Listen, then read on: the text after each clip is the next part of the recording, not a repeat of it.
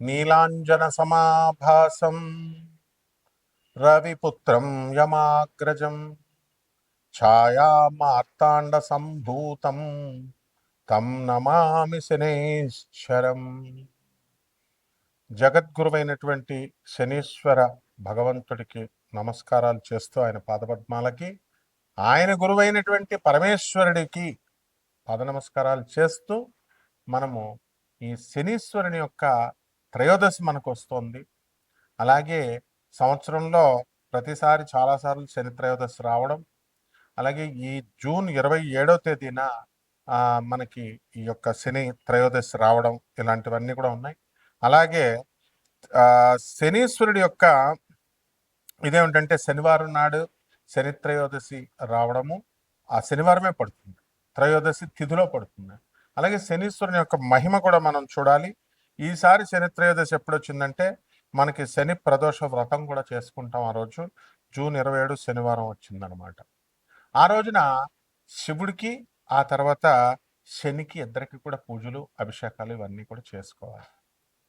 అలాగే త్రయోదశి జూన్ 26 నుంచే ప్రారంభమైపోయింది.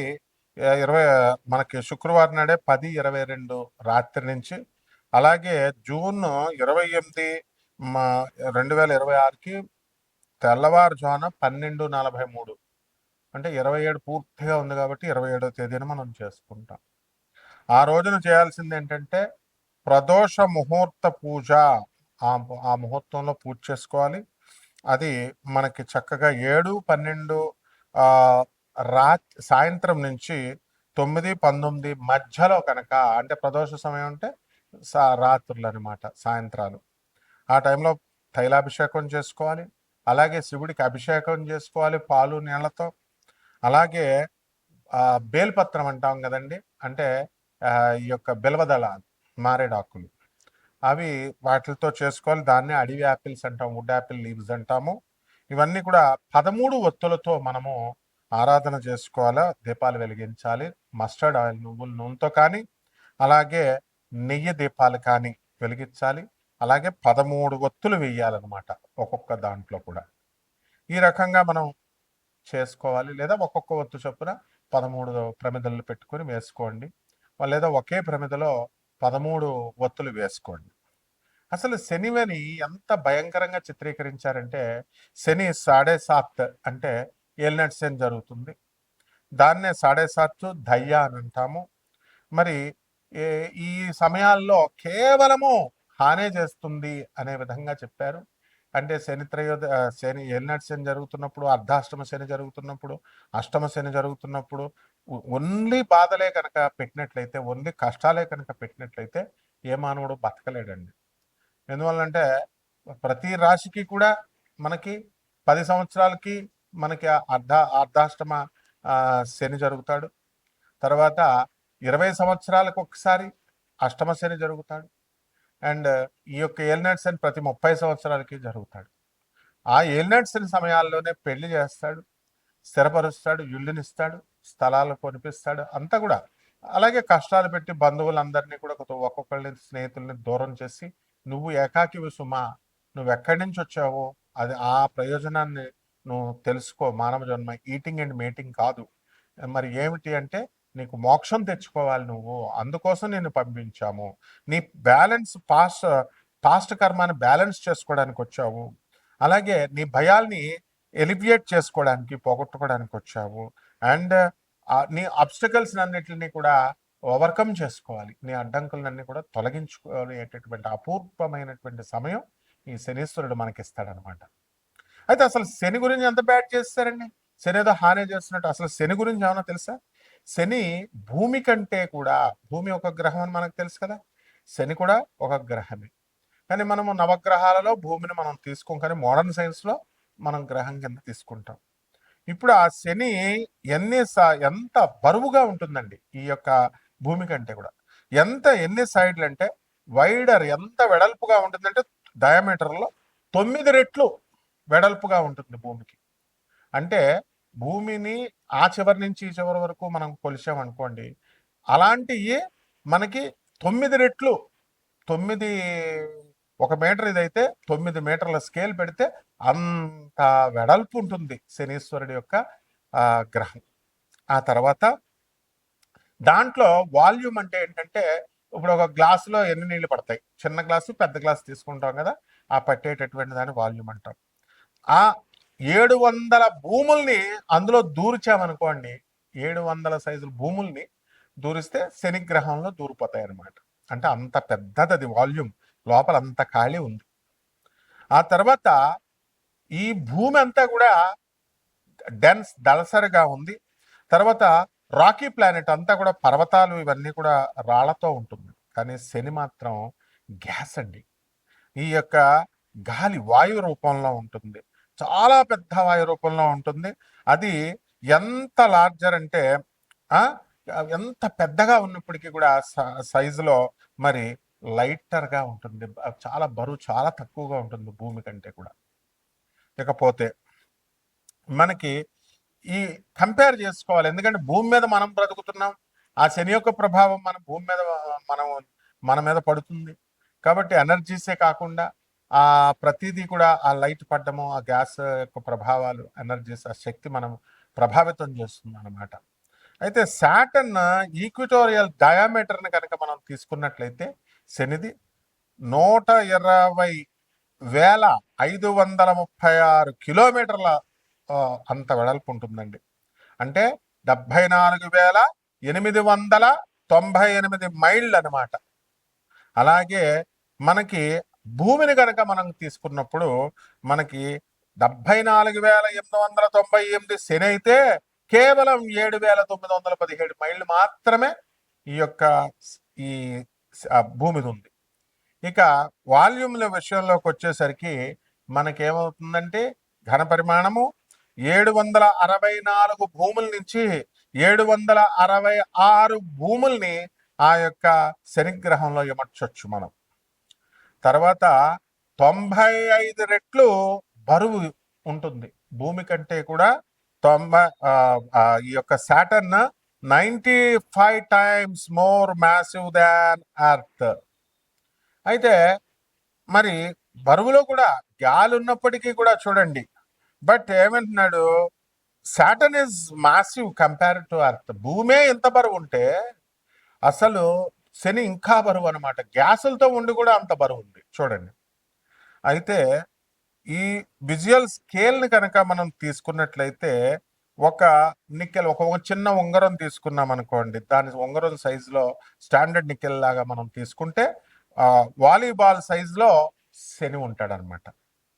ఆ తర్వాత ఒక రింగ్ సిస్టమ్ అనేటటువంటిది వలయాల్లో ఆర్బిట్స్ లాగా మెయింటైన్ అవుతూ ఉంటుంది శని. అక్కడి నుంచే మనకి శక్తి వస్తుంది, రింగ్ సిస్టమ్ నుంచే మనకి శని యొక్క ప్రభావాలు మన మీద పడతా ఉంటాయి అనమాట. మొదట రింగ్ క్లోజర్గా ఉన్నప్పుడు భూమికి అవుటర్ రింగ్ ఎక్కువ, ఇన్నర్ రింగ్కి వెళ్ళే కొద్దీ ఇంకా ఎక్కువగా ఆ భూమి లాగుతూ ఉంటుంది శని యొక్క రింగ్. సో ఏ విధంగా అయితే ఎలక్ట్రాన్స్ అంతా కూడా ఈ యొక్క న్యూట్రాన్ ప్రోటాన్స్ మధ్యలో ఉంటే ఎలక్ట్రాన్స్ లా తిరుగుతున్నప్పుడు బాగా చివరన ఉన్నటువంటి లాస్ట్ ఆర్బిట్ ఈజీగా తీసేయచ్చు. లోపల ఉన్నటువంటి ఆ యొక్క ఆర్బిట్ లో KLMNL షెల్స్ ఉంటాయి.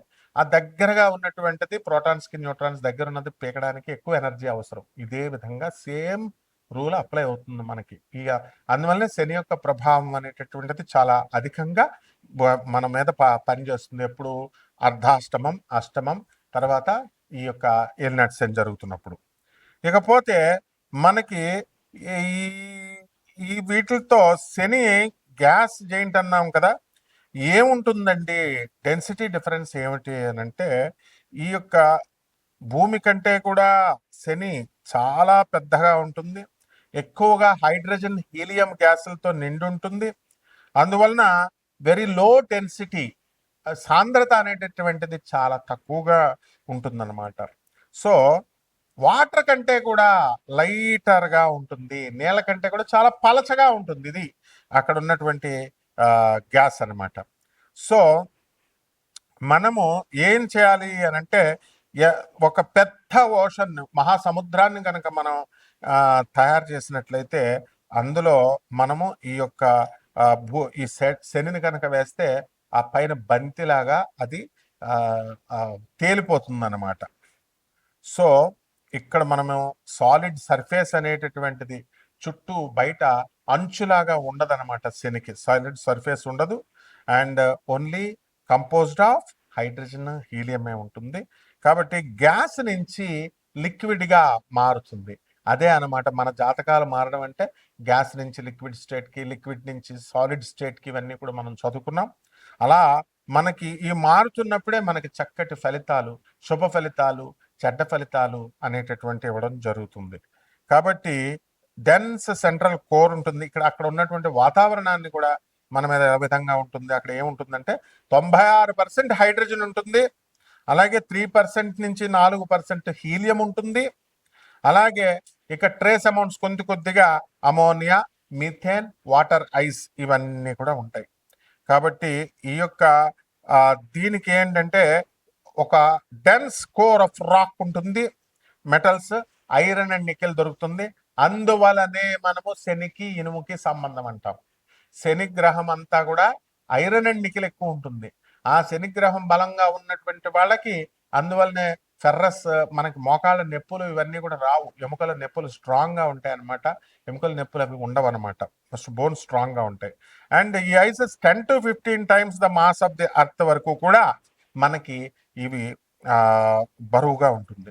కాబట్టి ఓన్లీ గ్యాసియస్ మేకప్ ఉంది. కాబట్టి ఈ యొక్క ప్లానెట్ సాటర్న్ సోలార్ సిస్టంలో ఈ యొక్క వాటర్ కంటే కూడా లెస్ డెన్స్, అంటే పల్చగా ఉంటుంది అని చెప్పబడింది. కాబట్టి ఇంత సైంటిఫిక్ గా మనకి ఈ యొక్క శని, మన ఋషులు ఎంత గమనించారండి. ఎవరెళ్ళి కొలిచారండి అసలు సాటర్న్ని?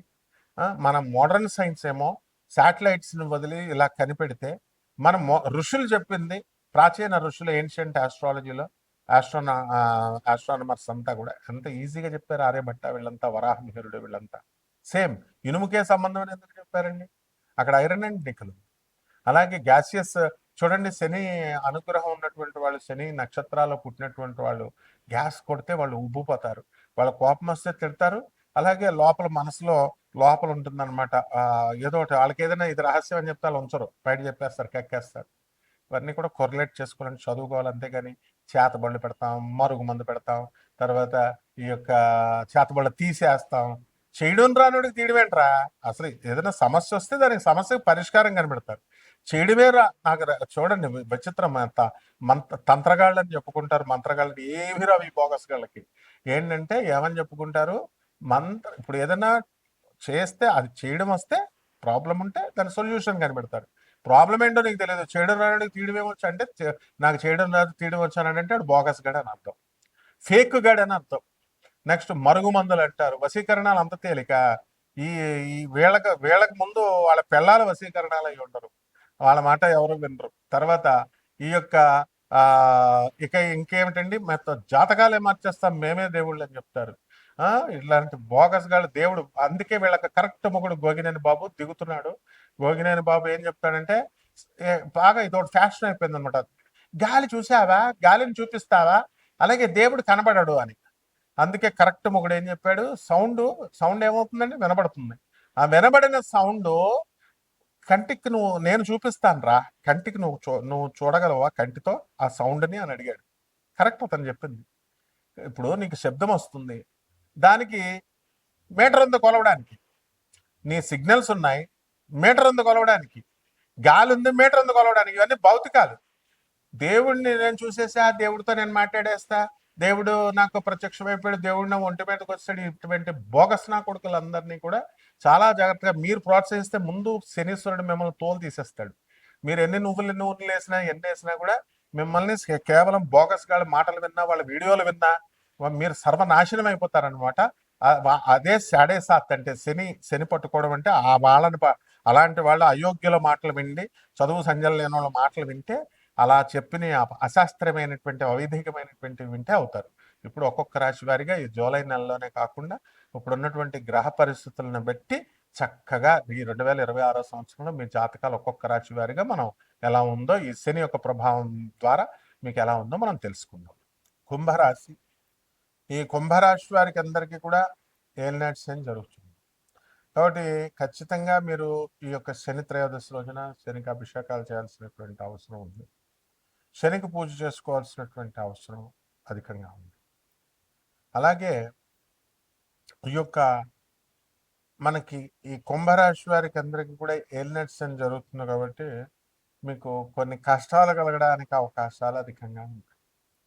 అంటే ఏలినట్స్ అని శుభం కూడా చేస్తుంది అన్నప్పటికీ కూడా పనికి మాలిన వాళ్ళందరూ జ్యోతిష్కులుగా వచ్చి శని ఏలినట్స్ అని బ్యాడ్ చేస్తుంది ఏలినట్స్ అని కూడా మంచి చేస్తుందని చెప్పే జ్యోతిష్కుల్ని అలాంటి జ్యోతిష్కులు నేను కాదని బిల్డప్లుగా చెప్పడం వల్ల ఏలినట్స్ అనేటటువంటిది దాని గురించి మీకు ఆ కాన్సెప్ట్ ఇంక మేము మంచి చెప్పినా కూడా మీకు మైండ్కి ఎక్కదు.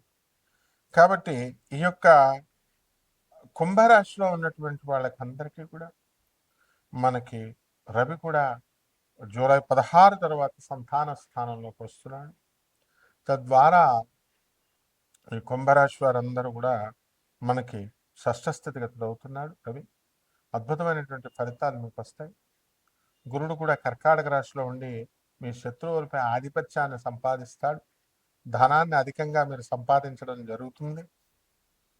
అలాగే ఈ రాశి వారికి అందరికీ కూడా కొంచెం తల్లిదండ్రులకి అనారోగ్యం చేయడం, బంధువులకు అనారోగ్యం చేయడం ఇలాంటివన్నీ కూడా జరుగుతూ ఉంటాయి. కాకపోతే తండ్రి ఆరోగ్య పరిస్థితి బాగుంటుంది. ఇక బుధుడు జూలై 7 నుంచి కూడా స్వక్షేత్రగతుడు అవుతున్నాడు. ఆ తర్వాత బుధుడు వక్రించి జూలై 24 నుంచి మిథున రాశిలో ఉన్న కారణంగా మీ మేనమామలకి టపిమని అనడం, పైకి పోవడం, కొంతమంది అనారోగ్యం కలగడం ఇలాంటివన్నీ కూడా జరుగుతాయి. మీ సంతాన విషయంలో కూడా వాళ్ళతో కాస్త మనస్పర్ధలు రావడం, వాళ్ళ ఆరోగ్యాలు కూడా భంగం పడటము, మీ తప్పు లేకుండా మిమ్మల్ని అనడము ఇలాంటివన్నీ కూడా జరుగుతాయి.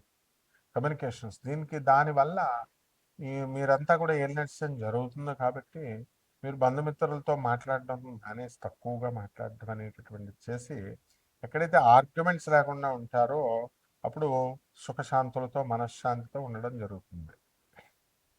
అలాగే జన్మంలో ఉన్నటువంటి రాహుగ్రహ ప్రభావం వలన ఎవరిని నమ్మకుండా ఏది కూడా చేయకుండా లాజికల్గా ఉంటూ రేషనల్గా మీరు ముందుకు వెళ్తూ ఉంటారు. కాబట్టి పరిహారాలు ఏం చేసుకోవాలంటే ఎల్నెట్ శని కాబట్టి శని జపం చేయండి, శని స్తోత్రాలు చదవండి, శనికి కిలోంపావు నల్ల నువ్వుల్ని నల్లని వస్త్రాలనిచ్చి పేద బ్రాహ్మణికి శనివారం నాడు ఉదయం 8 గంటలకి దానం చేసుకోండి. అలాగే దశమహావిద్యల్లో ఉంటేనటువంటి మహాకాళి మంత్రాన్ని జపించండి. తప్పకుండా మీకు ఆ మంత్రం ఇవ్వడం మేము జరుగుతుంది. ఈ రకంగా మీరు చేసుకున్నట్లయితే ఒక రావి చెట్టుని పెంచండి. ఆ రావి చెట్టుని ఎల్లకాలము పెంచాలి, ఏదో వేసేసి వదిలేసేయడం కాదు. ఆ చెట్టు పెరుగుతున్న కొద్దీ మీ డెవలప్మెంట్ అనేటటువంటిది ఎక్కువగా ఉంటుంది. శుభమస్తు.